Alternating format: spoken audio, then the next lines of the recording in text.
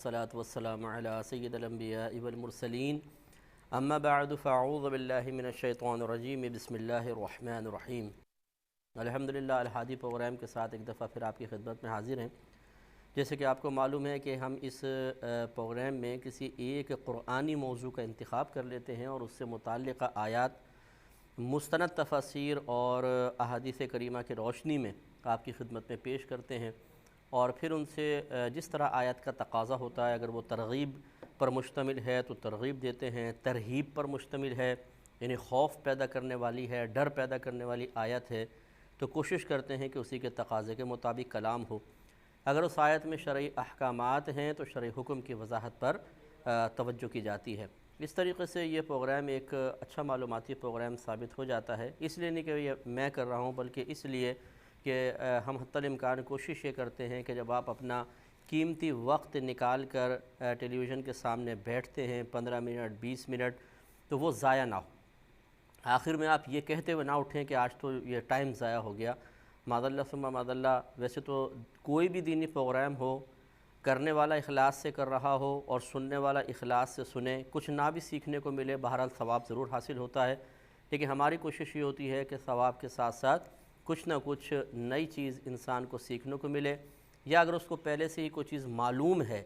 تو اس کا اس طرح اعادہ ہو جائے، اس طرح دوبارہ وہ چیز ریپیٹ ہو جائے کہ ذہن میں اور پختہ ہو جائے اور وضاحت کے ساتھ ذہن میں اپنی جگہ بنا لے۔ ابھی جو ہم نے موضوع کا انتخاب کیا ہے وہ نکاح اور طلاق ہے، اور اس کے بارے میں انشاءاللہ قرآن عظیم میں جہاں جہاں اللہ تعالیٰ نے جو کچھ بیان فرمایا اور اس سے جو شرعی احکامات وابستہ ہوتے ہیں وہ میں آپ کی خدمت میں عرض کروں گا۔ دیکھیں، بعض آیات ایسی ہوتی ہیں کہ جن کو ہم کسی اور موضوع کے تحت بھی ذکر کر چکے ہوتے ہیں، جیسے پچھلے دنوں میں نے زنا پر بہت لمبا کلام کیا تھا، اور اس میں پھر یہ بات بھی ذکر کر دی تھی زنا کی بات بیان کرتے ہوئے کہ جب بعض خواتین ایسی ہیں کہ جن سے نکاح کرنا اللہ تعالیٰ نے حرام قرار دے دیا تو معاذ اللہ ثم معاذ اللہ ان سے جائز تعلق جب منع ہے تو ناجائز تعلق تو بدرجہ اولیٰ حرام ہوگا۔ اس ضمن میں کچھ آیات نکاح سے متعلق بھی ذکر کی، پھر اسی طرح زنا سے بچنے کا جو متبادل اللہ نے دیا ہے، اس کے رسول کریم صلی اللہ علیہ وسلم نے دیا ہے، وہ ہم نے آپ کی خدمت میں ذکر کیا۔ لیکن اب خاص ایک نکاح کے بارے میں ہے تو وہ انشاءاللہ ہم تفصیل سے آپ کی خدمت میں عرض کریں گے۔ سورہ نساء کی آیت نمبر 1 میں اللہ تبارک و تعالی نے ارشاد فرمایا کہ یا ایھا الناس اتقوا ربکم الذی خلقکم من نفس واحدہ، اے ایمان والو اپنے اس رب سے ڈرو جس نے تمہیں ایک جان یعنی آدم علیہ السلام سے پیدا کیا، وخلق منہا زوجہا، اور پھر آدم سے یعنی اس جان سے جو مراد آدم علیہ السلام ہے ان سے ان کی زوجہ کو، ان کے جوڑے کو پیدا کیا، وبث منہما رجالا کثیرا ونساء، اور پھر ان دونوں کے ذریعے بہت سارے مرد اور عورتوں کو پھیلا دیا، اس پوری کائنات دنیا کے اندر پھیلا دیا۔ اس سے معلوم ہوا کہ سب سے پہلے جو انسانی تخلیق ہے وہ آدم علیہ السلام کی شکل میں ہوئی، اور جیسے صحیح حدیثیں کہتی ہیں رحمت کونین صلی اللہ علیہ وسلم نے ارشاد فرمایا کہ عورت کو ٹیڑھی پسلی سے پیدا کیا گیا ہے۔ ان سے مراد حضرت بی بی حوا رضی اللہ تعالی عنہا ہے کہ اللہ تعالیٰ نے اپنی حکمت بالغہ سے اور قدرت عظیمہ سے بی بی حوا رضی اللہ تعالی عنہا کو حضرت آدم علیہ السلام کی پسلی مبارکہ سے پیدا فرمایا، اور یہ بڑی حیرت انگیز چیز ہے۔ اسی لیے سرکار صلی اللہ علیہ وسلم نے ارشاد فرمایا کہ عورت ٹیڑھی پسلی سے پیدا کی گئی ہے، اس کو اس کے ٹیڑھے پن کے ساتھ ہی استعمال کرو، اگر اس کو سیدھا کرنے کی کوشش کرو گے تو ٹوٹ جائے گی، اگر آپ پسلی کو سیدھا کرنے کی کوشش کریں کبھی بھی سیدھا نہیں ہوگی کیونکہ اس کی ساخت اللہ نے ایسی بنائی ہے، اسے سیدھا کریں گے ٹوٹ جائے گی۔ تو اسی طرح رحمت کونین صلی اللہ علیہ وسلم اشارہ فرما رہے ہیں کہ جو تمہاری ازواج ہیں، تمہاری بیویاں ہیں، ان میں تھوڑا سرکشی کا سا مادہ ہوتا ہے، تھوڑا سختی ہوتی ہے بعض اوقات مزاج میں، اطاعت کے جذبے میں بعض اوقات کمی ہوتی ہے، تو پھر یہ نہیں کہ آپ ایک بالکل ایسا کرنے کی کوشش کریں جیسے سدھایا ہوا جانور ہوتا ہے کہ آپ اسٹک لے کر بولتے ہیں بیٹھ جاؤ وہ بیٹھ جائے، کھڑے ہو جاؤ کھڑے ہو جائے، ایسا نہیں ہے، بلکہ اگر کبھی عورت کی طرف سے بھی کچھ زیادتی ہو جائے، کوئی نافرمانی کا وہ ارتکاب کر لے تو اس کو ذرا نرمی کے ساتھ ہی اس کے ساتھ رویہ اختیار کرنا چاہیے۔ اور اس میں اللہ تعالیٰ نے نکاح کی طرف بھی اشارہ کر دیا کہ آدم علیہ السلام کا نکاح بی بی حوا رضی اللہ تعالی عنہ سے ہوا، کیونکہ یقینی سی بات ہے کہ معاذ اللہ ثم معاذ اللہ کوئی ناجائز تعلق سے تو نسل اللہ تعالیٰ بڑھائے گا نہیں، یقیناً وہ ایک جائز تعلق سے تھی، تو وہ آدم علیہ السلام کا نکاح بی بی حوا رضی اللہ تعالی عنہ کے ساتھ ہوا، اور اس نکاح کی اجازت اللہ تعالیٰ نے دی۔ گویا کہ آدم علیہ السلام اور بی بی حوا رضی اللہ تعالیٰ عنہ کو ایک دوسرے کے لیے حلال اللہ کے حکم سے کیا گیا۔ اب یہ دیکھیں، ضروری نہیں ہے کہ جیسے ہمارے ہاں ایک پروسیس ہوتا ہے کہ پہلے لڑکی سے اجازت لی گئی، پھر مرد سے اجازت وہ قبول ہے کرتا ہے، قبول مطلب کر لیتا ہے تو نکاح ہو جاتا ہے، اور اس میں قاضی صاحب بھی بیٹھے ہوتے ہیں، گواہ بھی ہوتے ہیں۔ جب اللہ تبارک و تعالیٰ کسی چیز کو فرما دے کہ یہ ایسا ہے تو بس وہ ہو جاتی ہے۔ تو اللہ تبارک و تعالیٰ نے آدم علیہ السلام اور بی بی حوا کا نکاح فرمایا، گویا کہ ان کو فرمایا آپ ان کے لیے حلال ہیں اور آپ ان کے لیے حلال ہیں، بس یہ نکاح ہو گیا۔ اور مہر جو تھا کہ جب آدم علیہ السلام نے مہر دینا چاہا تو 10 مرتبہ، ایک روایت میں ہے کہ 10 مرتبہ درود پاک آپ نے پڑھا تو وہی مہر مقرر ہوا آپ کا، اور آپ وہ حلال ہوئیں، اور اس طریقے سے پھر یہ ان سے نسلیں آگے بڑھتی چلی گئیں۔ اللہ تبارک و تعالیٰ نے آدم علیہ السلام کو 7 لاکھ زبانیں سکھائی تھیں، اور یہ اپنی مفسرین یہ فرماتے ہیں کہ اپنی مختلف اولادوں سے مختلف زبانوں میں کلام کرتے رہے، اور وہ اللہ تعالیٰ تو آپ کو پتہ ہے کہ اللہ تعالیٰ چاہے تو لمحے بھر میں سب کام ہو سکتا ہے، لہٰذا جو اولاد آپ کے پاس ہوتی آپ اس سے ایک لینگویج میں گفتگو کرتے تو اس طریقے سے وہ گفتگو چلتی کہ ساری باتیں اس میں ہو جاتیں، اور وہ اولاد کے ذہن میں وہ آ جاتی تمام ویکیبلری، اور وہ پھر جا کر اپنے جہاں پہ بھی وہ مطلب اسٹے کرتے تھے اور جہاں پر جا کر وہ اپنی نسل مزید بڑھاتے تھے وہ اسی لینگویج میں آپس میں گفتگو کرتے تھے، تو پورے ورلڈ میں پھر مختلف گفتگو رائج ہو گئیں۔ ورنہ آپ یہ اسی لیے کہا جاتا ہے کہ تمام زبانیں جو ہیں وہ من جانب اللہ ہیں، جس کو توقیفی کہتے ہیں۔ ایک توفیق لفظ ہوتا ہے، یعنی اللہ تعالیٰ کی طرف سے، اللہ تعالیٰ کی مدد سے، جو ہم کہتے ہیں اللہ کی توفیق سے ایسا ہو گیا، اور ایک لفظ ہوتا ہے توقیف، پہلے قوف آ جاتا ہے، اس کا مطلب ہے کہ اللہ کی طرف سے کچھ ہونا، توقیفی من جانب اللہ۔ تو یہ تمام زبانیں اللہ کی طرف سے الہام شدہ ہیں، یہ بنائی نہیں ہے انسانوں نے، کیونکہ ہم چیلنج کرتے ہیں کہ آپ پورے ذہین ترین لوگ جمع کر لیں پورے ورلڈ کے، اور ان سے کہیں کہ ایک نئی زبان بناؤ، نئے الفاظ لو، انہیں نئی چیزوں کے لیے مطلب مختلف چیزوں کے لیے ان الفاظ کو مقرر کرو، اب دیکھیں وہ کتنے سالوں کے اندر بنائیں گے، اور وہ کب رائج ہوں گی، ایسا بہت ہی مشکل ہے کہ وہ نئی زبان بنا کر اور ہر چیز کے لیے ایک پوری گرامر بھی بن جائے، پوری ڈکشنریاں بھی بن جائیں، بہت مشکل ہے۔ جتنی بن چکی ہیں وہ سب اللہ تعالیٰ کی الہام کردہ تھیں۔ ہاں یہ الگ بات ہے کہ ایک لفظ دوسری کسی اور لینگویج میں جاتا ہے تو وہ کچھ اور طرز میں اس کو پڑھا جاتا ہے تو اسے ایک نیا لفظ سا محسوس ہوتا ہے، لیکن اصل اللہ تعالیٰ کی طرف سے دیا گیا۔ تو یہ ضمنی بات آ گئی۔ بہرحال تو اللہ تعالیٰ نے سب سے پہلے جو جوڑا اس کائنات میں پیدا فرمایا وہ آدم علیہ السلام بی بی حوا رضی اللہ تعالیٰ عنہ کا تھا، اور اسی ذریعے سے پھر آگے مختلف آپ کی اولادیں پیدا ہوتی رہیں، ان میں آپس میں نکاح ہوتے رہے۔ آدم علیہ السلام کی شریعت میں جو نکاح کا طریقہ تھا یا نکاح کا اصول آپ کہہ لیں کہ بی بی حوا رضی اللہ تعالیٰ عنہ جب پیگننٹ ہوتی تو ایک ٹوین بچے پیدا ہوتے، ایک لڑکا ہوتا ایک لڑکی ہوتی، پھر جب دوبارہ آپ کے ہاں اولاد ہوتی پھر ایسے ہی ہوتا کہ ایک لڑکا پیدا ہوتا اور ایک لڑکی پیدا ہوتی، اور وہاں کا قاعدہ شرعیہ یہ تھا اس زمانے میں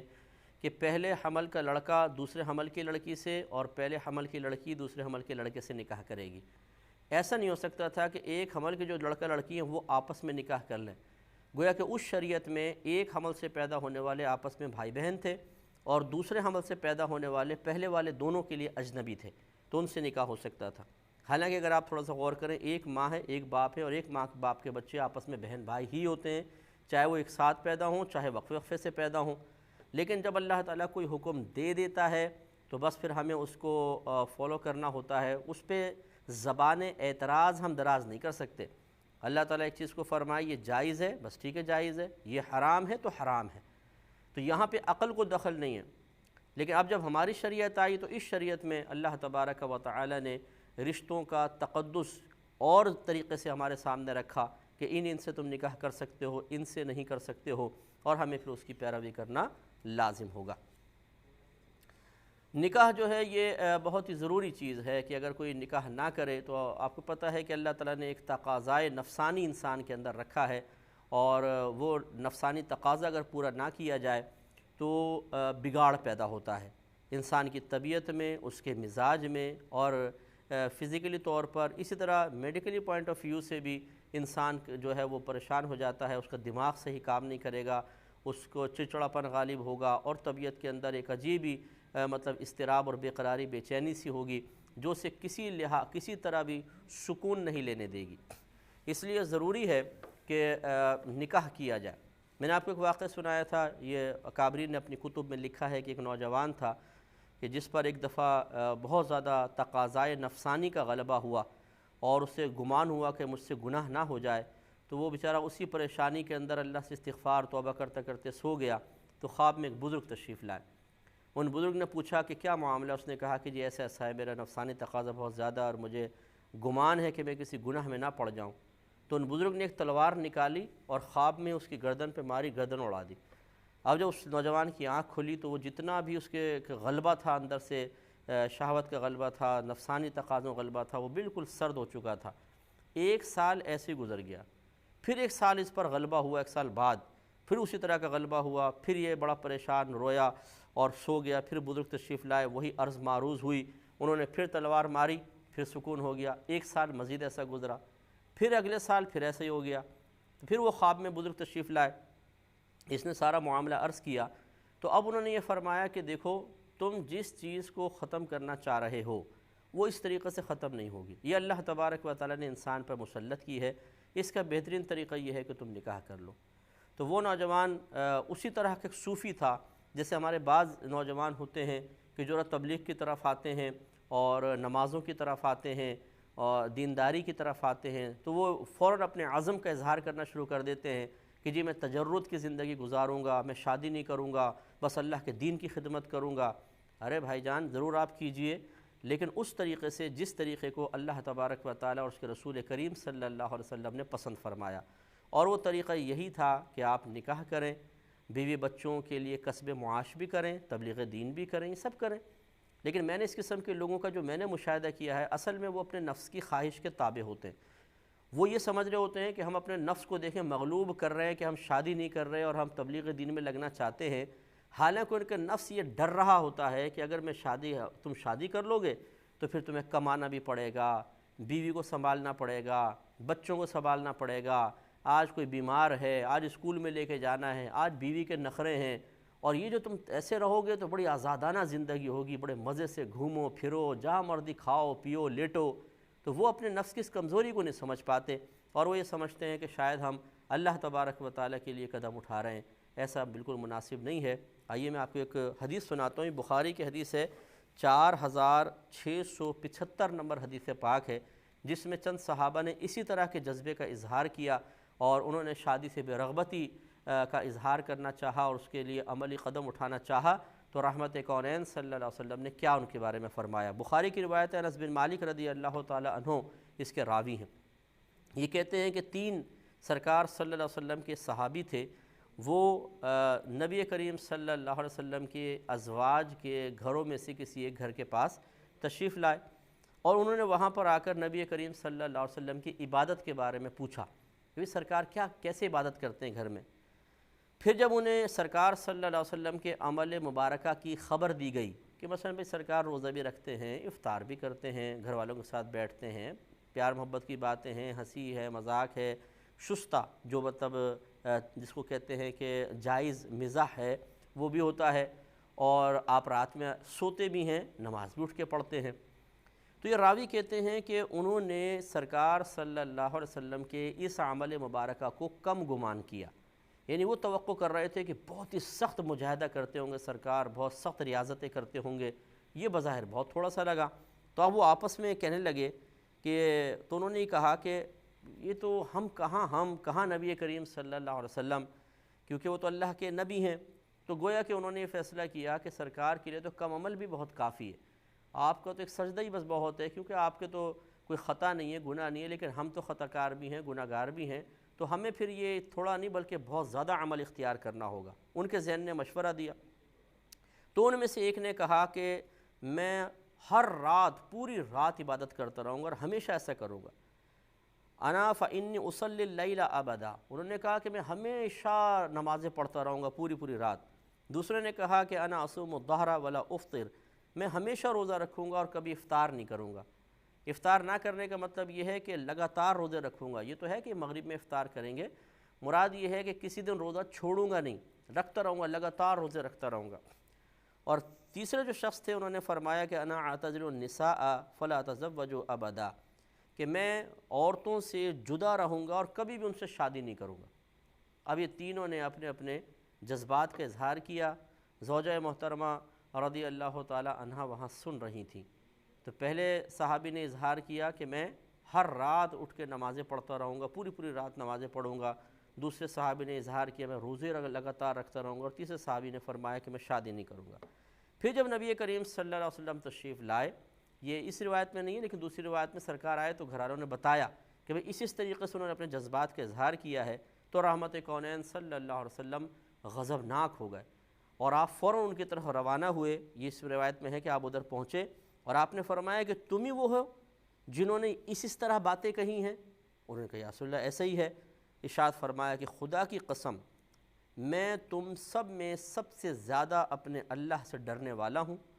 اور میں تم سب کے مقابلے میں سب سے زیادہ تقوی اختیار کرنے والا ہوں، لیکن میں روزہ بھی رکھتا ہوں اور افطار بھی کرتا ہوں، میں نماز بھی پڑھتا ہوں اور رات میں سوتا بھی ہوں، یعنی رات کو اٹھ کے نماز بھی پڑھتا ہوں تہجد، اور رات میں سوتا بھی ہوں، اور میں عورتوں سے شادی بھی کرتا ہوں۔ اور پھر سرکار نے ارشاد فرمایا کہ فمن راغب عن سنتی فلیس منی، جو میری سنت سے بے رغبت ہوا وہ مجھ سے نہیں۔ یہ اظہار ناراضگی شدید قسم کا۔ تو اس میں دو باتیں معلوم ہوئیں۔ پہلی بات یہ کہ اپنے اوپر بہت زیادہ سختی کو مسلط کرنا، اور پھر یہ سمجھنا کہ شاید اللہ تعالیٰ مجھ سے زیادہ راضی ہو جائے گا اور مجھے بہت زیادہ مقامات دے گا، سرکار نے اس سے منع فرما دیا۔ اور گویا کہ سمجھانے کی کوشش فرمائی،